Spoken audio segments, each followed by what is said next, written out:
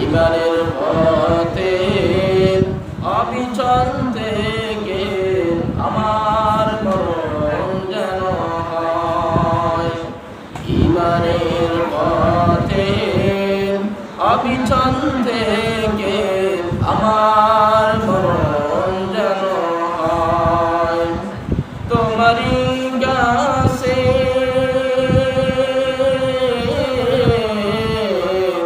মিনতি আমার মহামহিম দয়াময়। ইমানের পথে অবিচল থেকে আমার মরণ যেন হয়। বলুন আমিন। ইমান ছাড়া আমরা কেউ মৃত্যুবরণ করতে চাই না। আমরা প্রত্যেক ইমান নিয়ে কবর দিতে চাই, ঠিক না?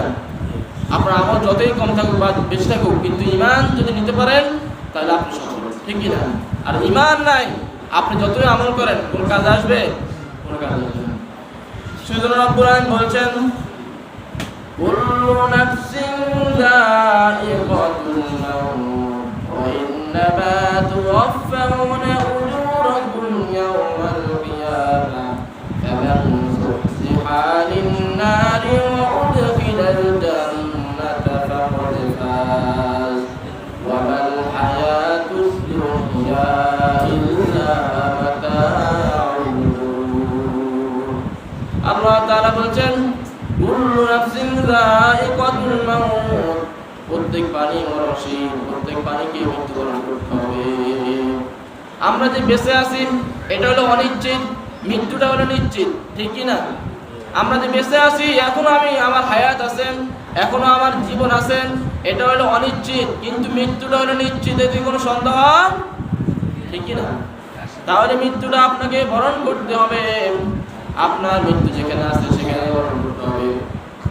সুলাইমান আলাইহিস সালাম, ওনার এক মন্ত্রী ছিল, উনি তো বাদশা ছিলেন, উনি বাদশা ছিলেন এবং নবীও ছিলেন। এই জন্য দুজন নবী মার খায় না।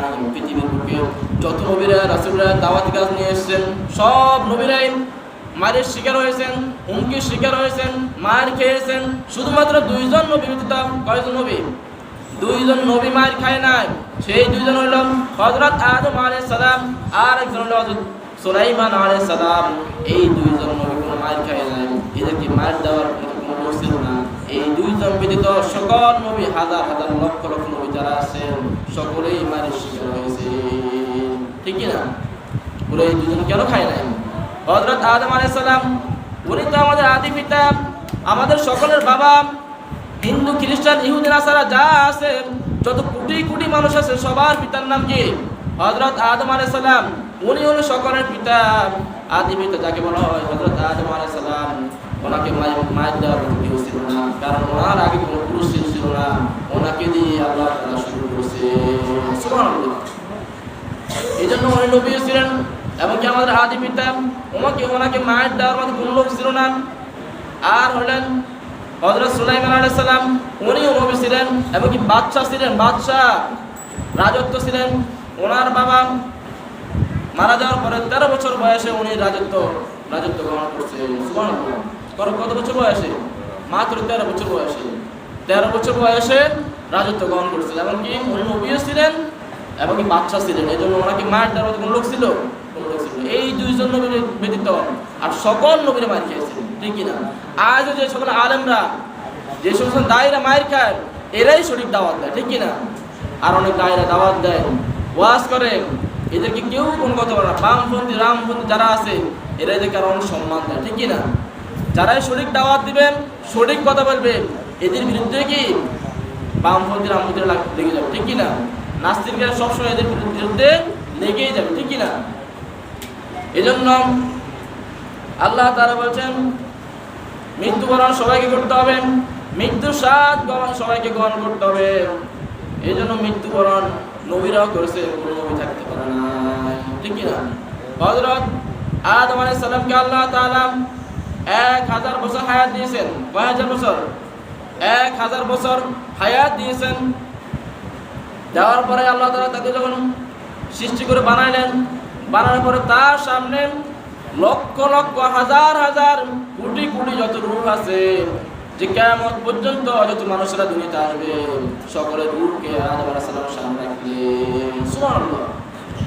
একটা বড় আল্লাহ তাআলা আদম আলাইহিস সালামের সামনে পৃথিবীর শুরুতে কিয়ামত পর্যন্ত যত মানুষ আসবেন, সকলের রূহকে আল্লাহ তাআলা তার সামনে রাখলেন। কার সামনে? হযরত আদম আলাইহিস সালাম। হযরত আদম আলাইহিস সালাম আল্লাহকে বললেন, এরা কারা? বলল, এরা সবাই আপনার সন্তান। সুবহানাল্লাহ। কোটি কোটি মানুষ। এখন তো পৃথিবীতে প্রায় 800 কোটি লোক আছে, 800 কোটি লোক আছে, ঠিক না? তো আরো কত কোটি মানুষ মারা গেছে, আরো কত কোটি মানুষ কি কিয়ামতের আগে আসবে কিনা? এই সকল মানুষ যারা আছে সবার রূহকে আল্লাহ তাআলা আদম আলাইহিস সালামের সামনে দেখাইলেন। দেখানোর পরে বলছে কি, এরা কারা?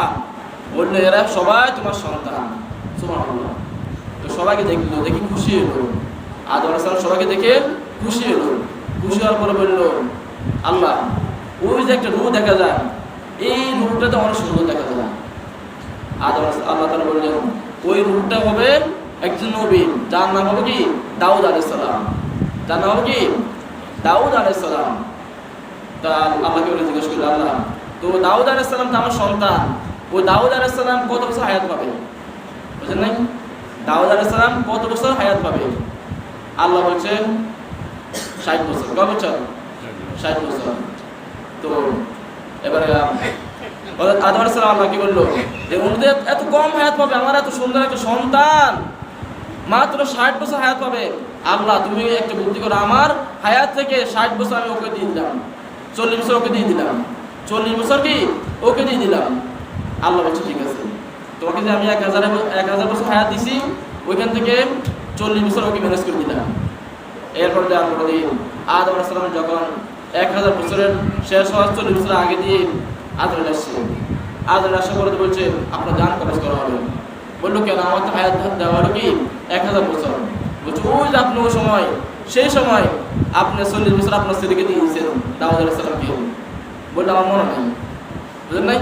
বললো কি, আমার মনে নাই, এই জন্য আমাদের মনে থাকে না, ঠিক না? আমরা কার সন্তান? আদম আলাইহিস সালামের সন্তান। বললো, আমার মনে নাই।